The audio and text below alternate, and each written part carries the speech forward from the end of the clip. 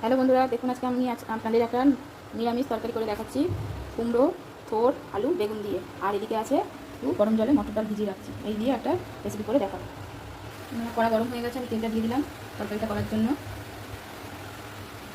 এখন তেলটা গরম হয়ে গেছে, এবার আমি ফোড়নে দিয়ে দেবো শুকনো লঙ্কা, তেজপাতা, আর দেবো গোটা জিরে। এবার দেবো অল্প একটু হিং। এবার আমি সবজিগুলো তেলের মধ্যে দিয়ে দেবো।